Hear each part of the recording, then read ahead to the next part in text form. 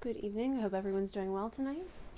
Hope you are having a lovely Thursday thus far, and I hope you're excited to continue with me reading Andre Norton's Plague Ship. We're very close to the end. I want to say about probably this session and one more to finish it off. So I think we're going to get some really cool stuff tonight.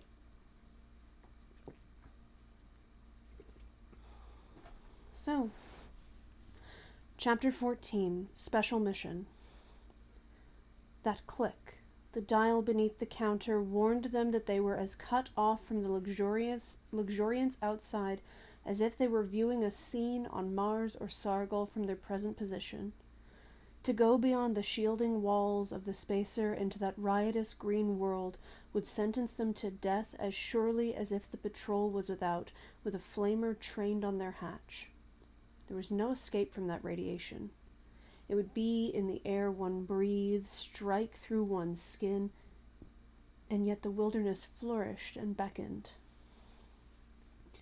Mutations, Rip mused. Space, Tow'd go wild if he could see it. And that mention of the medic brought them back to the problem which had earthed them. Dane leaned back against the slanting wall of the cabin.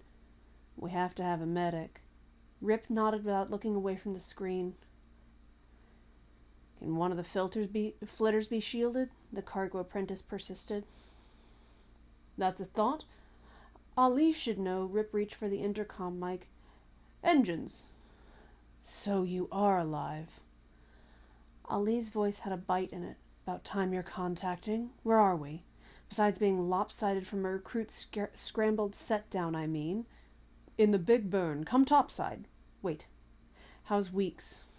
He has a devil's own headache, but he hasn't blacked out yet. Looks like his immunity holds in part. I've sent him bunkside for a while with a couple of pain pills, so we've made it.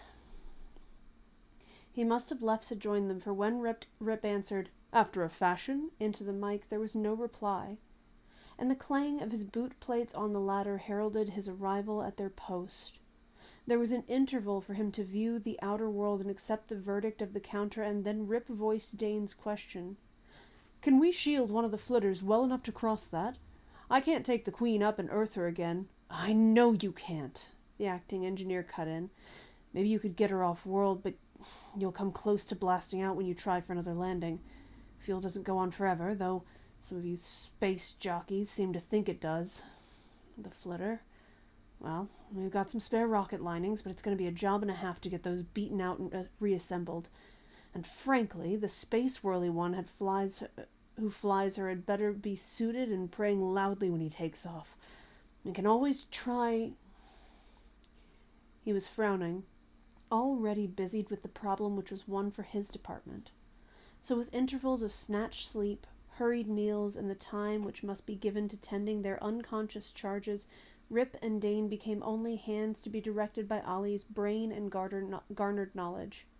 Weeks slept off the worst of his pain, and though he complained of weakness, he tottered back on duty to help. The flitter, an air sled intended to hold 3 men and supplies for exploring trips on strange worlds, was first stripped of all non-essentials until what remained was not much more than the pilot's seat and the motor. Then they labored to build up a shielding of the tough radiation-dulling alloy which was used to line rocket tubes, and they could only praise the foresight of Stotts who carried such a full supply of spare parts and tools. It was a task over which they often despaired, and Ali improvised frantically, performing weird adjustments of engineering structure. He was still unsatisfied when they had done. She'll fly, he admitted, and she's the best we can do, but... It'll depend a lot on how far she has to go over hot country. Which way do we head her? Rip had been busy with a map of Terra, a small thing that he had discovered in one of the travel recordings carried for crew entertainment. The Big Burn covers 3/4 of this continent. There's no use going north. The devastated area extends into the Arctic regions. I'd say west. There's some fringe settlements on the sea coast, and we need to contact a frontier territory. Now, do we have it straight? I take the flitter, get a medic, and bring him back. Dane cut in at that point. Correct course. You stay here. If the Queen has to lift, you're the only one who can take her off-world, and the same's true for you, Ali. I can't ride out a blast-off in either the pilot's or the engineer's seat, and Weeks is on the sick list, so I'm elected to do the medic hunting. They were forced to agree to that. He was no hero, Dane thought, as he gave a last glance about his cabin early the next morning. The small cubby, utilitarian and bare as it ever was, never looked more inviting or secure. No hero. It was merely a matter of common sense. And although his imagination, that deeply hidden imagination with which few of his fellows credited him, shrank from the ordeal ahead, he had not the slightest intention of allowing that to deter him. The spacesuit, which had been bulky and clumsy enough on the Estat asteroid under limited gravity, was almost twice as poorly adapted to progression on Earth, but he climbed into it with Rip's aid, while Ali lashed a second suit under the seat, ready to encase the man Dane must bring back with him. Before he closed the helmet, Rip had one last order to give, along with an unexpected piece of equipment, and when Dane saw that, he knew just how desperate Shannon considered their situation to be, for only on life-or-death terms would the astrogator apprentice have used Jellicoe's private key, opened the forbidden arms cabinet, and withdrawn that blaster. If you need it, use this. Rip's face was very sober. Ali arose from fastening the extra suit in place. It's ready. He came back into the corridor, and Dane clanked out in his place, setting himself behind the controls. When they saw him there, the inner hatch closed, and he was alone in the bay. With tantalizing slowness, the outer wall of the spacer slid back. His hands blundering with the metallic claws of the gloves, Dane buckled 2 safety belts about him. Then the skeleton flitter moved to the left, out into the glare of the early day, a light too bright even through the shielded viewplates of his helmet. For some dangerous moments the machine creaked out and down on the landing cranes, the warning counter on its control panel going into a mad whirl of color as it tried to record the radiation. There came a jar as it touched the scorched earth at the foot of the Queen's fins.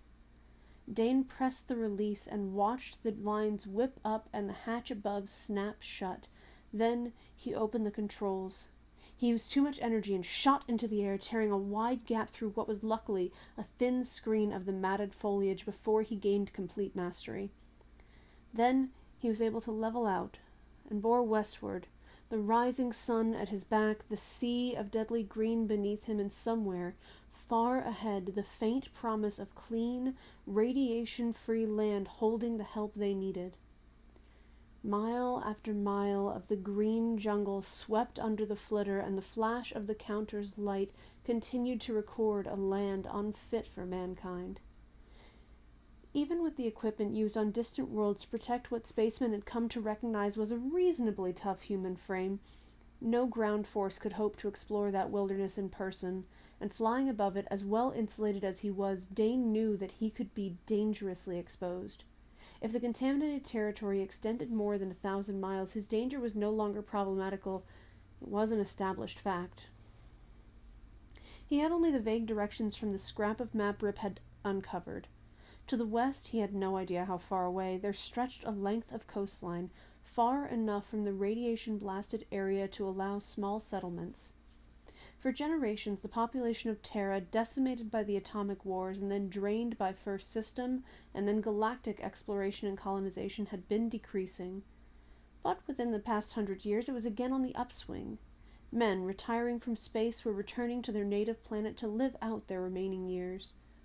The descendants of far-flung colonists coming home on visits found the sparsely populated mother world appealed to some basic instinct so that they remained. And now the settlements of mankind were on the march, spreading out from the well-established sections which had not been blighted by ancient wars. It was mid-afternoon when Dane noted that the green carpet beneath the flitter was displaying holes, that small breaks in the vegetation became sizable stretches of rocky waste.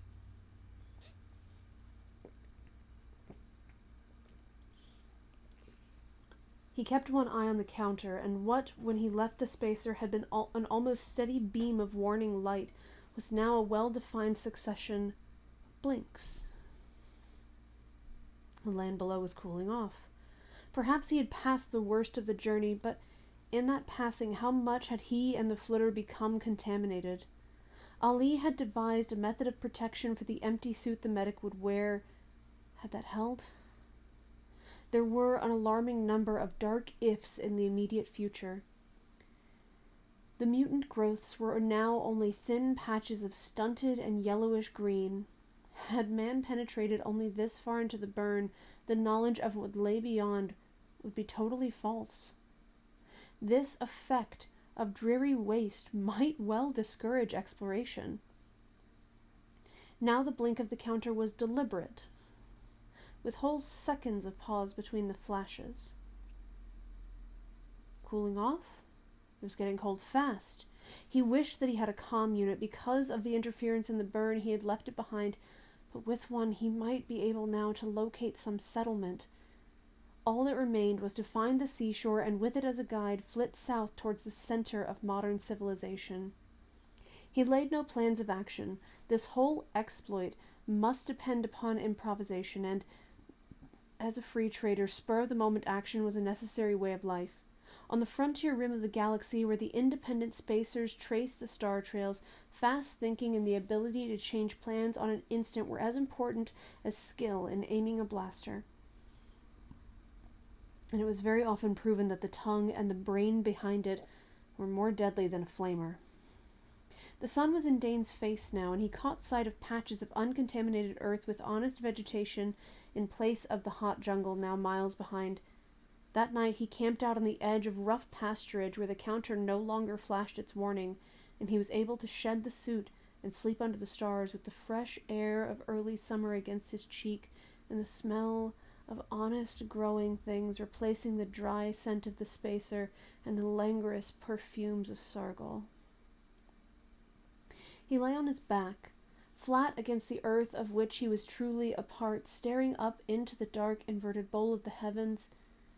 It was so hard to connect those distant points of icy light, making the well-remembered patterns overhead with the sun's whose rays had added to the brown stain on his skin.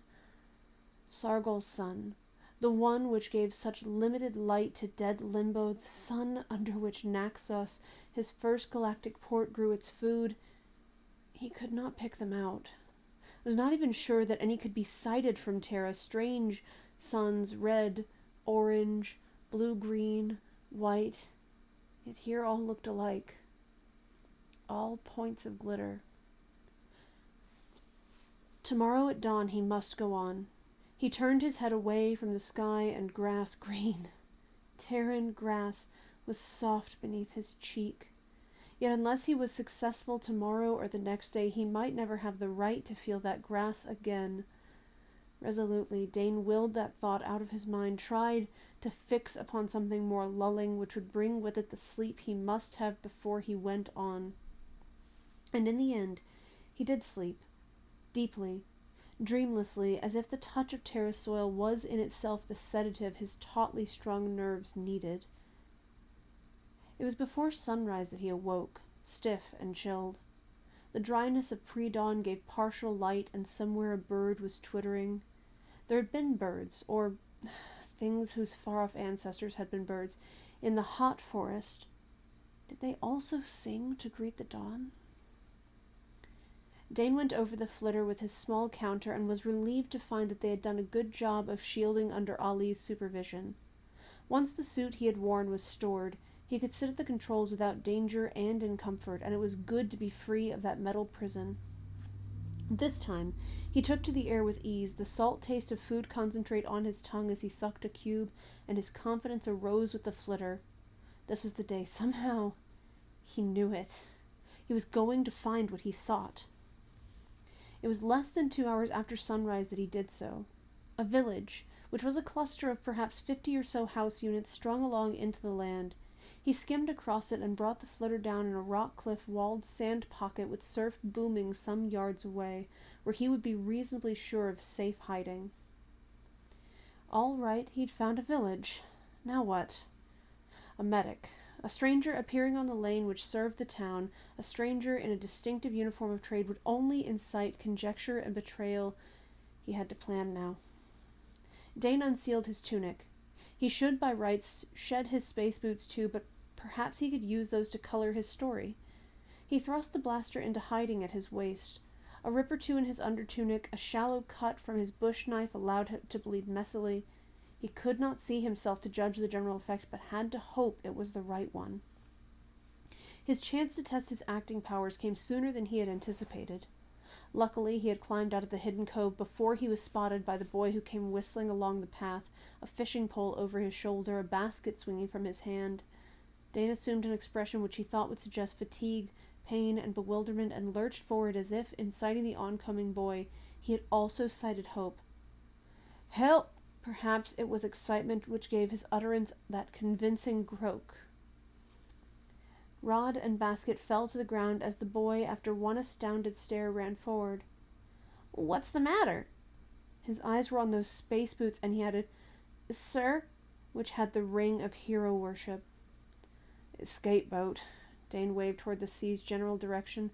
"Medic. Must get to medic." "Yes, sir." The boy's basic Terran sounded good. "Can you walk if I help you?" Dane managed a weak nod, but contrived that he did not lean too heavily on his avidly helpful guide. "The medic's my father, sir. We're right down this slope, third house, and father hasn't left. He's supposed to go on a northern inspection tour today." Dane felt a stab of distaste for the role being forced upon him. When he had visualized the medic he must abduct to serve the Queen in her need, he had not expected to have to kidnap a family man. Only the knowledge that he did have the extra suit and that he made the outward trip without dangerous exposure bolstered up his determination to see the plan through. When they came out at the end of the single long lane which tied the houses of the village together, Dane was puzzled to see the place so deserted. But, since it was not within his role of dazed sufferer to ask questions, he did not do so. It was his young guide who volunteered the information he wanted. "Most everyone's out with the fleet. There's a run of redbacks." Dane understood. Within recent times, the redbacks of the north had become a desirable luxury item for Terran tables. If a school of them were to be found in the vicinity, no wonder this village was now deserted as its fleet went out to garner in the elusive but highly succulent fish. "In here, sir." Dane found himself being led to a house on the right. "Are you in trade?" He suppressed a start. Shedding his uniform tunic had not done much in the way of a disguise. It would be nice, he thought a little bitterly, if he could flash an IS badge now to completely confuse the issue, but he answered with the partial truth and did not enlarge. "Yes." The boy was flushed with excitement. "I'm trying for trade service medic," he confided. "Passed the directive exam last month, but I still have to go up for prelim psycho." Dane had a flash of memory. Not the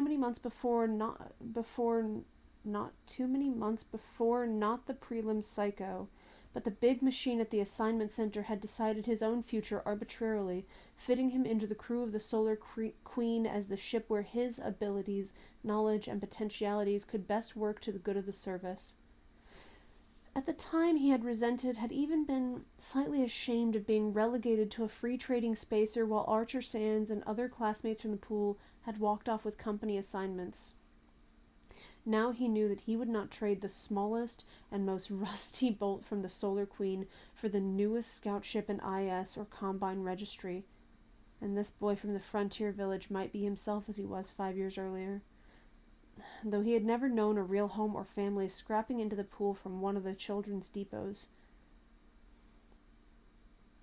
"Good luck." He meant that, and the boy's flush deepened. "Thank you, sir. Around here, father's treatment room has this other door." Dane allowed himself to be helped into the treatment room and sat down in a chair while the boy hurried off to locate the medic. The trader's hand went to the butt of his concealed blaster. It was a job he had to do, one he had volunteered for, and there was no backing out. But his mouth had a wry twist as he drew out the blaster and made ready to point it at the inner door, or his mind leaped to another idea. Could he get the medic safely out of the village? A story about another man badly injured, perhaps pinned in the wreckage of an escape boat. He could try it. He thrust the blaster back inside his torn undertunic, hoping the bulge would pass unnoticed. "My son says..." Dane looked up. The man who came through the inner door was in early middle age, thin, wiry, with a hard, fine-down look about him. He could almost be Tao's elder brother. He crossed the room with a brisk stride and came to stand over Dane, his hand reaching to pull aside the bloody cloth covering the traitor's breast, but Dane fended off that examination. My partner, he said, back there, pinned in. He jerked his hand southward. Needs help. The medic frowned. Most of the men are out with the fleet. Jorge, he spoke to the boy who had followed him, go and get Lex and Hartog. Here. He tried to push Dane back into the chair as the traitor got up. Let me look at that cut. Dane shook his head. No time now, sir. My partner's hurt bad. Can you come? Certainly. The medic reached for the emergency kit on the shelf behind him. You able to make it? Yes. Dane was exultant. It was going to work. He could tow the medic away from the village. Once out among the rocks on the shoreline, he could pull the blaster and herd the man to the flitter. His luck was going to hold after all. Chapter 15. Medic Hovan reports. Fortunately, the path out of the straggling town was a twisted one, and in a very short space they were hidden from view. Dane paused as if the pace was too much for an injured man. The medic put out a steadying hand, only to drop it quickly when he saw the weapon which had appeared in Dane's grip. What? His mouth snapped shut, his jaw tightened. You will march ahead of me. Dane's low voice was steady.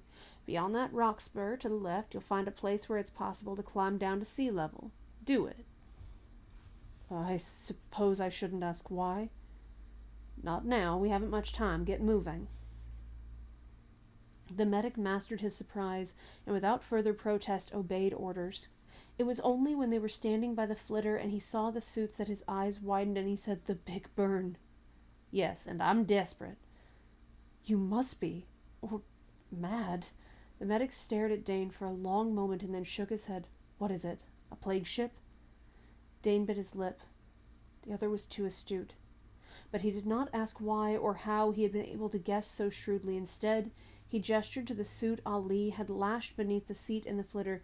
Get into that and be quick about it. The medic rubbed his hand across his jaw. I think that you might just be desperate enough to use that thing you're brandishing about so melodramatically if I don't, he remarked in a calmly conversational tone. I won't kill, but a blaster burn can be pretty painful. Yes, I know that, young man. And suddenly he shrugged, put down his kit, and started donning the suit. I wouldn't put it past you to knock me out and load me aboard if I did say no. All right. Suited, he took his place on the seat as Dane directed, and then the traitor followed the additional precaution of lashing the medic's metal-encased arms to his body before he climbed into his own protective covering. Now they could only communicate by sight through the vision plates of their helmets. Dane triggered the controls, and they arose out of the sand and rock hollow just as the party of 2 men and a boy came hurrying along the top of the cliff, Jorge and the rescuers arriving too late. The flitter spiraled up into the sunlight, and Dane wondered how long it would be before this outrage was reported to the nearest plant police base. But would any police cruiser have the hardihood to follow him into the Big Burn? He hoped that the radiation would hold them back. There was no navigation to be done. The flitter's memory should deposit them at the Queen. Dane wondered at what his silent companion was now thinking.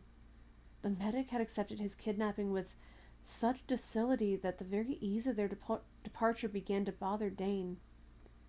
Was the other expecting a trailer?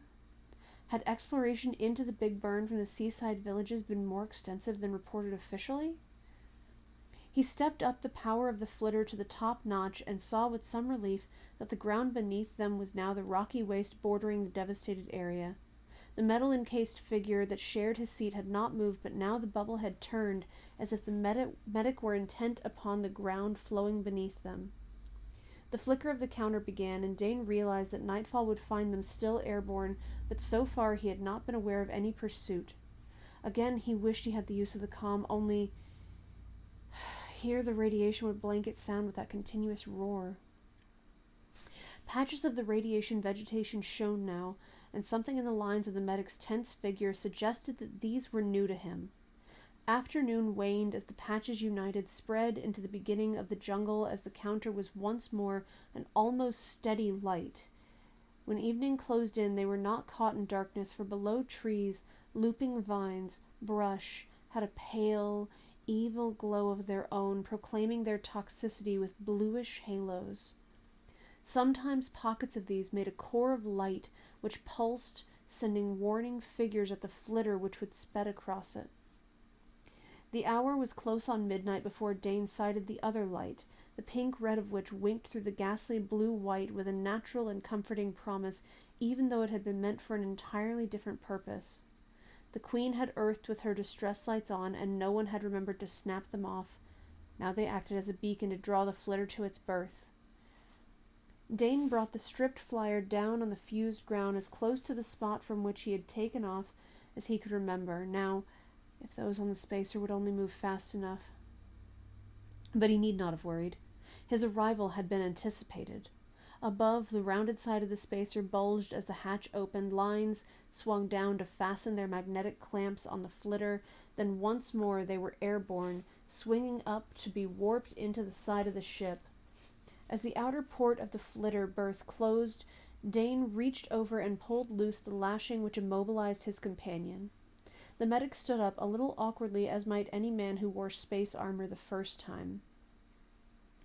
The inner hatch now opened, and Dane waved his captive into the small section which must serve them as a decontamination space.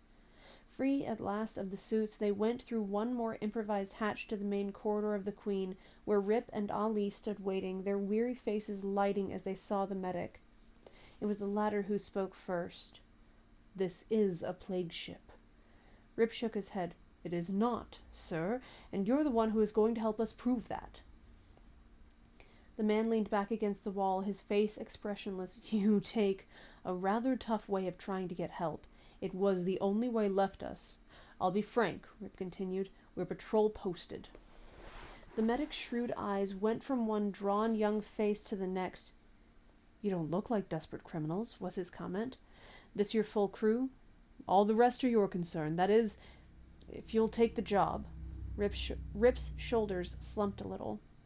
"You haven't left me much choice, have you? If there is illness on board, I'm under an oath, whether you are patrol posted or not." "What's the trouble?" They got him down to Tao's laboratory and told him their story.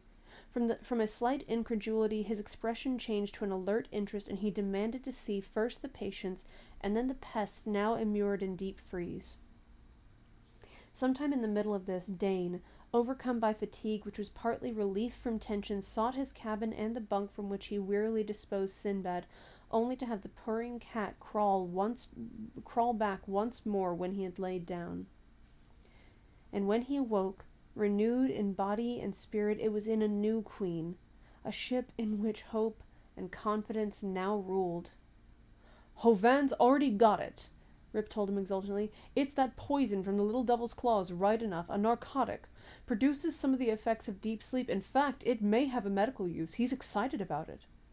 "All right," Dane waved aside information which, under other circumstances, promising as it did a chance for future trade, would have engrossed him, to ask a question which at the moment seemed far more to the point. "Can you get our men back on their feet?" A little of Rip's exuberance faded. "Not right away. He's given them all shots, but he thinks they'll have to sleep it off." "And we have no idea how long that's going to take," Ali contributed. Time. For the first time in days, Dane was struck by that time. Because of his training, a fact he had forgotten in the past weeks of worry now came to mind. Their contract with the Storm Priests. Even if they were able to clear themselves of the plague charge, even if the rest of the crew were speedily restored to health, he was sure that they could not hope to return to Sargol with the promised cargo, the pay for which was already on board the Queen. They would have broken their pledge, and there could be no hope of holding their trading rights on that world, if they were not blacklisted for breaking contract into the bargain. IS would be able to move in and clean up, and probably they could never prove that the company was behind their misfortunes, though the men of the Queen would always be convinced that that fact was truth. "We're going to break contract," he said aloud, and that shook the other two, knocked some of their assurance out of them. "How about that?" Rip asked Ali. The acting engineer nodded. "We have fuel enough to lift from here and maybe set down at Terraport if we take it careful and cut vectors. We can't lift from here without refueling, and of course the patrol are going to sit on their hands while we do that, with us posted. No. Put out of your heads any plan for getting back to Sargol within the time limit. Thorson's right.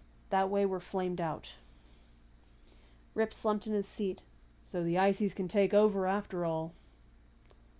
As I see it, Dane cut in, let's just take one thing at a time. We may have to argue a broken contract out before the board, but first we have to get off the posted hook without the patrol. Have you any idea about how we are going to handle that? Well, Vaughn's on our side. In fact, if we let him have the bugs to play with, he'll back us all the way. He can swear us a clean bill of health before the medic control center. How much will that count after we've broken all their regs? Ali wanted to know. If we surrender now, we're not going to have much chance, no matter what Hovan does or does not swear to.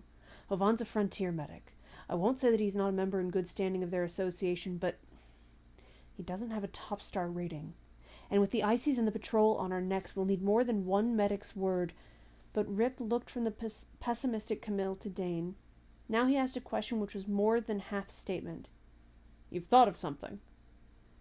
I've remembered something, the cargo apprentice corrected. Recall the trick Van pulled on Limbo when the patrol was trying to ease us out of our rights after they took over the outlaw world? Ali was impatient. He threatened to talk to the video people and broadcast, tell everyone about the ships wrecked by the Forerunner installation and left lying about full of treasure, but what has that to do with us now? We bargained away our rights on Limbo for the rest of Camp's monopoly on Sargol. Not that it's done us much good. The video, Dane fastened on the important part. Van threatened publicity, which would embarrass the patrol, and he was legally within his rights. We're outside the law now, but publicity might help again. How many Earthside people know of the unwritten law about open war on plague ships? How many who aren't spacemen know that we could be legally pushed into the sun and fried without any chance to prove we're innocent of carrying a new disease? If we could talk loud and clear to the people at large, maybe we'd have a chance for a real hearing. Right from the Terraport broadcast station, I suppose, Ali taunted. Well, why not? There was a silence in the cabin as the other two chewed upon that, and he broke it again. We sat down here when it had never been done before. With one brown forefinger, Rip traced some pattern known only to himself on the top of the table. Ali stared at the opposite wall as if it were a bank of machinery he must master. It just might be whirly enough to work, Camille commented softly. Or maybe we've been spaced too long and the whispers have been chattering into our ears. What about it, Rip? Could you set us down close enough to center block there? Well, we can try anything once, but we might crash the old girl, bring her in. There's that apron between the company's launching cradles and the center. It's clear there, and we could give an E-signal coming down, which would make them stay rid of it, but I won't try it except as a last resort. Dane noticed that after that discouraging statement, Rip made straight for Jellicoe's record tapes and routed out the one which dealt with Terraport and the landing instructions for that metropolis of the starships. To land unbidden there would certainly bring them publicity, and to get the video broadcast and tell their story would grant them not only worldwide, but system-wide hearing. News from Terraport was broadcast on every single channel, every hour of the day and night, and not a single viewer could miss their appeal. But first there was Hovan to be consulted. Would he be willing to back them with his professional knowledge and assurance, or would their high-handed method of recruiting his services operate against them now? They decided to let Rip ask such questions of the medic. So you're going to set us down in the center of the big jump-off? Was his first comment as the acting captain of the Queen stated their case. Then you want me to fire my rockets to certify you're harmless. You don't ask for very much, do you, son? Rip spread his hands. I can understand how it looks to you, sir. We grabbed you and brought you here by force. We can't make you testify for us if you decide not to. Can't you? The medic cocked an eyebrow at him. What about this bully boy of yours with his little blaster? He could herd me right up to the telecast, couldn't he? There's a lot of persuasion in one of those nasty little arms.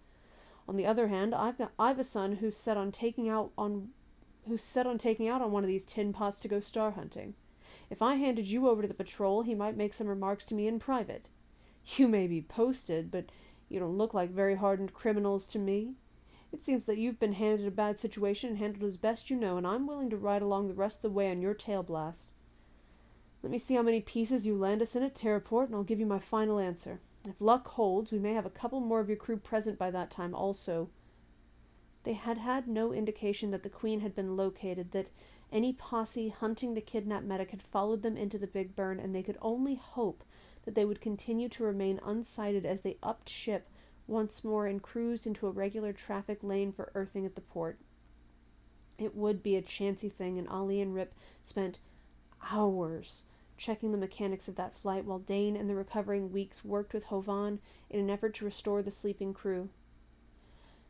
After 3 visits to the hold and the discovery that the Hoobat had uncovered no more pests, Dane caged the angry blue horror and returned it to its usual stand in Jellicoe's cabin, certain that the ship was clean for Sinbad, now confidently prowled the corridors and went into every cabin of storage space Dane opened for him. And on the morning of the day they had planned for takeoff, Hovan at last had a definite response to his treatment. Craig Tao roused, stared dazedly around, and asked a vague question. The fact he immediately relapsed once more into a semi-coma did not discourage the other medic. Progress had been made, and he was now sure that he knew the proper treatment. They strapped down at 0 hour and blasted out of the weird green wilderness they had not dared to explore, lifting into the arch of the sky, depending upon Rip's knowledge to put them safely down again. Dane once more rode out the takeoff at the comm unit, waiting for the blast of radiation-borne static to fade so that he could catch any broadcasts. Turned back last night. The high levels of radiation make it almost certain that the outlaws could not have headed into the dangerous central portion. Search is now spreading north. Authorities are inclined to believe that this last outrage may be a clue to the vanished Solar Queen, a plague ship warned off and patrol posted after her crew plundered an ESTAT belonging to the Intersolar Corporation. Anyone having any information concerning this ship or any strange spacer, report at once to the nearest Terra Police or patrol station. Do not take chances. Report any contact at once to the nearest Terra Police or patrol station. That's putting it strongly, Dane commented as he relayed the message. Good has given orders for us to be flamed down at sight. Well, if we set down in the right spot, Rip replied, they can't flame us out without blasting the larger part of Terraport Field with us, and I don't think they're gonna do that in a hurry. Dane hoped Shannon was correct in that belief. It would be more chancy than landing at the ESTAT or in the Big Burn to gauge it just right and put them down on the Terraport apron where they could not be flamed out without destroying too much, where their very position would give them a bargaining point, was going to be a top-star job. If Rip could only pull it off. He could not evaluate the niceties of that flight. He did not understand all Rip was doing, but he did know enough to remain quietly in his place, ask no questions, and await results with a dry mouth and a wildly beating heart. There came a moment when Rip glanced up at him, one hand poised over the control board. The pilot's voice came out tersely, thin and queer. "Ray it out, Dane. Here we go." Dane heard the shrill of a riding beam, so tearing he had to move his earphones. They must be almost on top of the control tower to get it like that. Rip was planning on a set-down where the Queen would block things neatly. He brought his own fingers down on the EE red button to give the last and most powerful warning that, to be used only when a ship landing was out of control, should clear the ground below. They could only pray it would vacate the port they were still far from seeing. "Make it a fin point, Rip." He couldn't repress that one bit of advice, and was glad he had given it when he saw a ghost grin tug for a moment at Rip's full lips. "Good enough for a check ride?" They were riding her flaming jets down as they would on a strange world. Below, the port must be wild. Dane counted off the seconds. 2, 3, 4, 5. Just a few more and they would be too low to intercept without endangering innocent coasters and ground huggers. When the last minute, during which they were still vulnerable, passed, he gave a sigh of relief. That was one more point on their side. In the earphones was a crackle of frantic questions, a gabble of orders screaming at him, "Let them rave." They'd know soon enough what it was all about. Chapter 16. The Battle of the Video. Oddly enough, in spite of the tension which must have boiled within him, Rip brought them in with a perfect, 4-fin point landing, one which under the circumstances must win him the respect of master star pilots from the rim. Though Dane doubted whether if they lost, that skill would bring Shannon anything but a long term in the moon mines, the actual jar of their landing contact was mostly absorbed by the webbing of their shock seats, and they were on their feet, ready to move almost at once. The next operation had been planned. Dane gave a glance at the screen, ringed now about the Queen were the buildings of Terraport. Yes, any attempt to attack the ship would endanger too much of the permanent structure of the field itself. Rip had brought them down, not on the rocket-scarred outer landing space, but on the concrete apron between the assignment center and the control tower, a smooth strip usually sacred to the parking of officials' ground scooters. He speculated as to whether any of the latter had been converted to molten metal by the exhausts of the Queen's descent. Like the team they had come to be, the 4 active members of the crew went into action. Ali and Weeks were waiting by an inner hatch, Medic Hovan with them. The engineer apprentice was bulky in a spacesuit, and 2 more of the unwieldy body coverings waited beside him for Rip and Dane.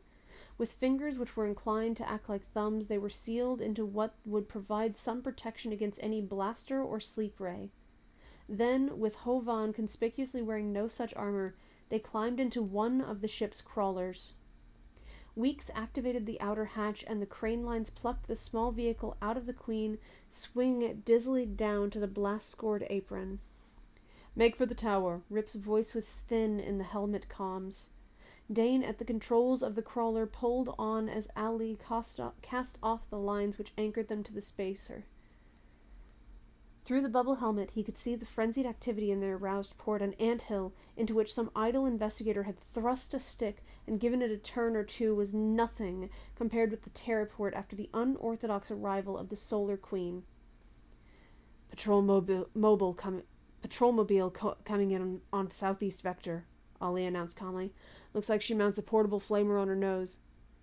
So, Dane changed direction, putting behind him a customs checkpoint, aware as he ground by that stand of a line of faces at its vision ports, evasive action.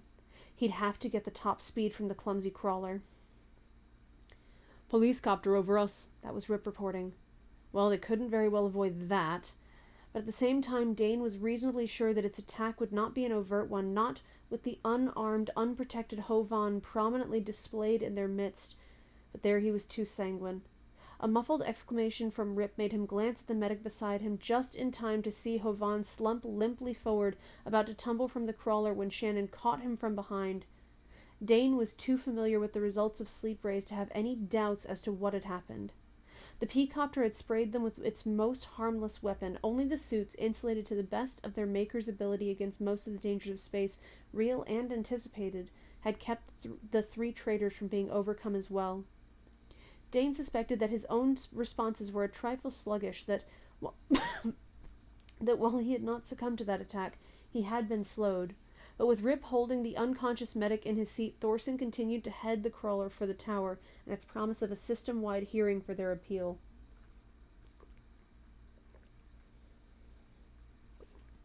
"There's a P-mobile coming in ahead." Dane was irritated by that warning from Rip. He had already sighted the black and silver ground car himself, and he was only too keenly conscious of the nasty threat of the snub-nosed weapon mounted on its hood, now pointed straight at the oncoming, too deliberate traitor's crawler. Then he saw what he believed would be their only chance to play once more the same type of trick as Rip had used to earth them safely. "Get Hovan under cover," he ordered. "I'm going to crash the tower door."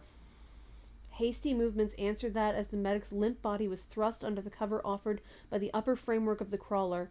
Luckily, the machine had been built for heavy duty on rugged worlds where roadways were unknown. Dane was sure he could build up the power and speed necessary to take them into the lower floor of the tower, no matter if its door was now barred against them. Whether his audacity daunted the P-mobile, or whether they held off from an all-out attack because of Hovan, Dane could not guess. But he was glad for a few minutes of grace as he raced the protesting engine of the heavy machine to its last and greatest effort. The treads of the crawler bit on the steps leading up to the impressive entrance of the tower. There was a second or two before the traction caught, and then the driver's heart snapped back into place as the machine tilted its nose up and headed straight for the portal. They struck the closed door with a shock which almost hurled them from their seats, but that engraved bronze expanse had not been cast to withstand a head-on blow from a heavy-duty off-world vehicle, and the leaves tore apart, letting them into the wide hall beyond. "Take Hovan and make for the riser." For the second time it was Dane who gave the orders. "I have a blocking job to do here." He expected every second to feel the bit of a police blaster somewhere along his shrinking body. Could even a spacesuit protect him now? At the far end of the corridor were the attendants and visitors trapped in the building who had fled in an attempt to find safety at the crashing entrance of the crawler. These flung themselves flat at the steady advance of the two spacesuited traders who supported the unconscious medic between them, using the low-power anti-grav units on their belts to take most of his weight, so each one had a free hand to hold a sleep rod, and they did not hesitate to use those weapons, spraying the rightful inhabitants of the tower until all lay unmoving. Having seen that Ali and Rip appeared to have the situation in hand, Dane turned to his own self-appointed job. He jammed the machine in reverse, maneuvering it with an ease learned by practice on the rough terrain of Limbo until the gate doors were pushed shut again.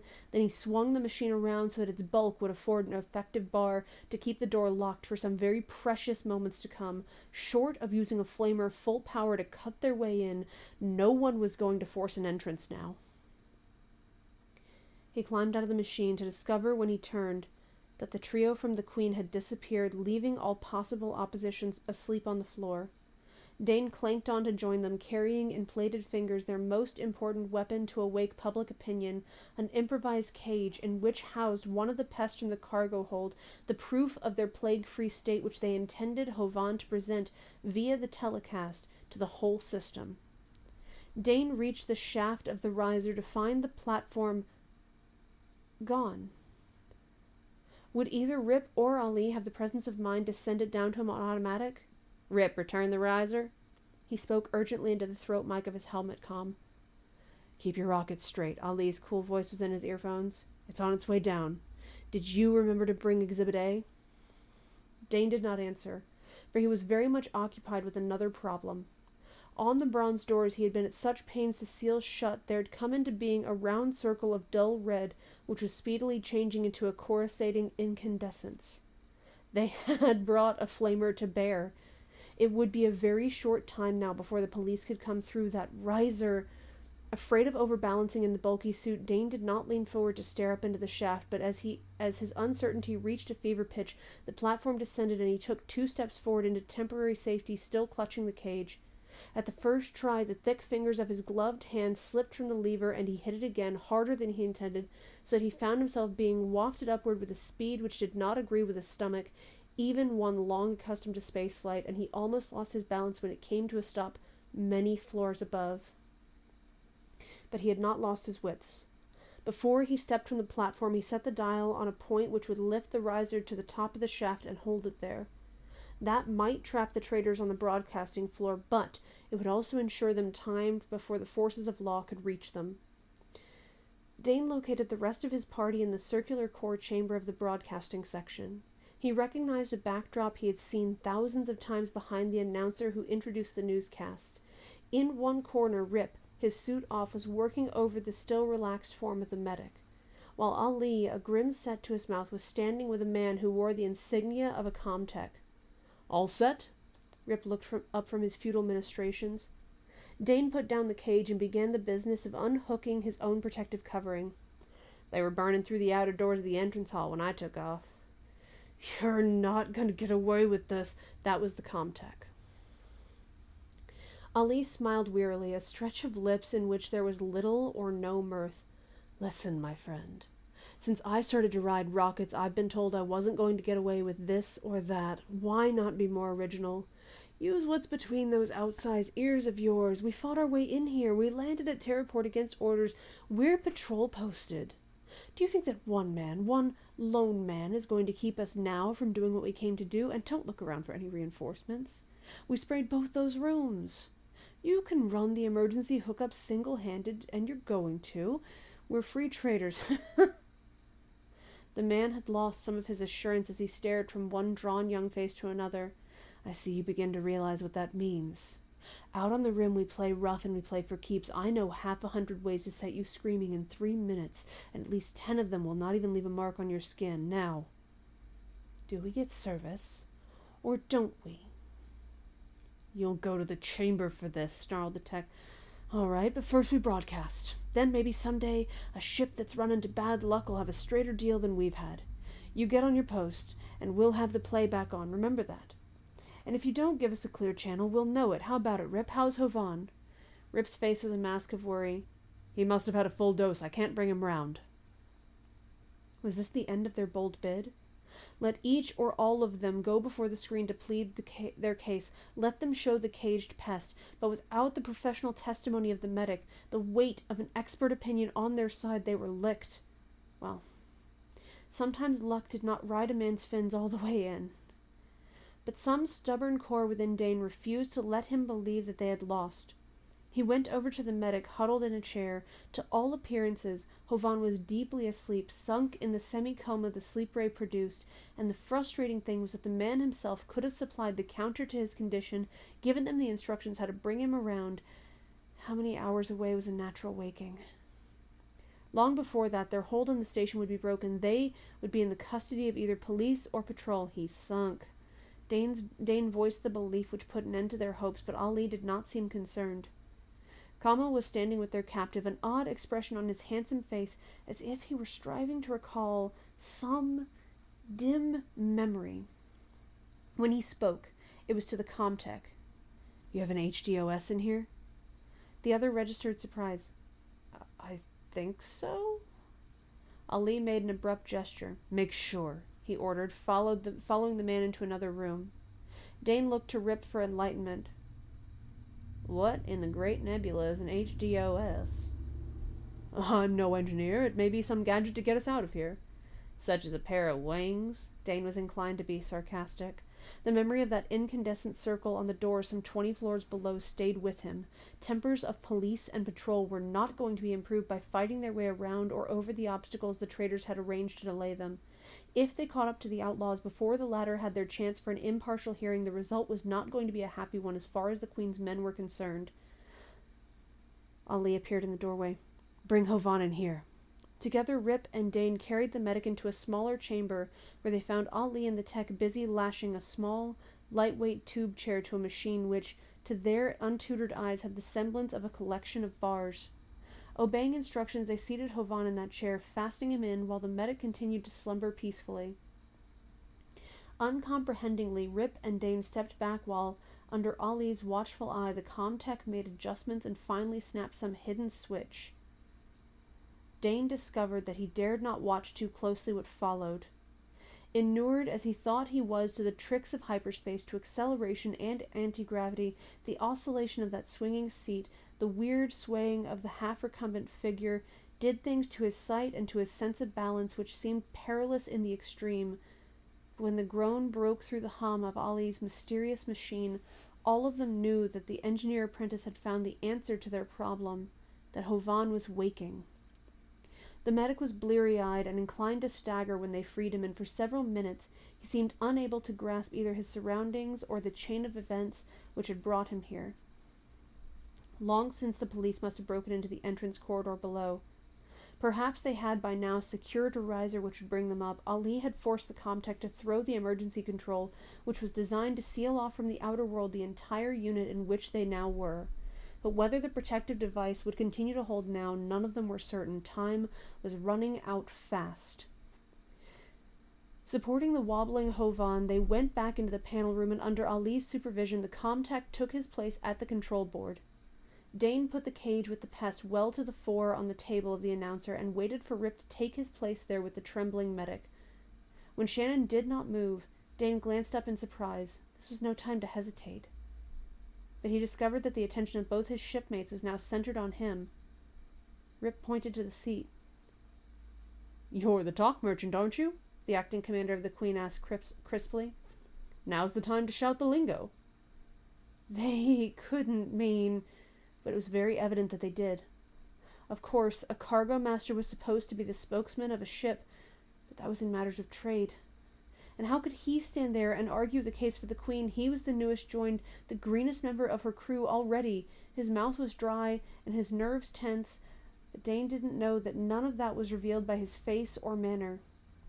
The usual impassiveness which had masked his inner conflict since his first days at the pool served him now, and the others never noted the hesitation with which he approached the announcer's plate. Dane had scarcely seated himself, one hand resting on the cage of the pest, before Ali brought down 2 fingers on the sharp sweep which signaled the comtech to duty. Far above them there was a whisper of sound which signified the opening of the playback. They would be able to check on whether the broadcast was going out or not. Although Dane could see nothing of the system-wide audience which he currently faced, he realized that the room and those in it were now visible on every tuned-in video set. Instead of the factual cast, the listeners were about to be treated to a melodrama which was as wild as their favorite romances. It only needed the break-in of the patrol to complete the illusion of action-fiction crime variety. A second finger moved in his direction and Dane leaned forward. He faced only the folds of a wall-wide curtain, but he must keep in mind that in truth there was a sea of faces before him, the faces of those whom he and Hovan working together must convince if he were to save the queen and her crew. He found his voice, and it was steady and even. He might have been outlining some stowage problem for Van Rieke's approval. People of Terra, Martian, Venusian, asteroid colonist, inwardly they were still all Terran, and on that point he would rest. He was a Terran appealing to his own kind. People of Terra, we come before you to ask justice. From somewhere the words came easily, flowing from his lips to center on a patch of light ahead, and that justice rang with a kind of reassurance. And I think that's a good place for us to stop for the day. And then on Sunday we will finish reading Plague Ship by Andre Norton. Thank you so much for joining me today. I hope you have a lovely rest of your week and a lovely weekend after this. I hope you'll join me on Sunday. Saturday night, I will be playing on Gehenna Gaming's channel. That's twitch.tv/Gehenna Gaming in their 10 Candles one-shot. So I hope you'll join me there as well to see me play a different character from what you're usually seeing. Yeah, I think that's it for announcements. So I hope to see you Saturday and Sunday on Gehenna Gaming's channel on Saturday at 8 p.m. EST and on my channel on Sunday at 8 p.m. EST so we can finish Plague Ship by Andre Norton. Thank you so much. Good night.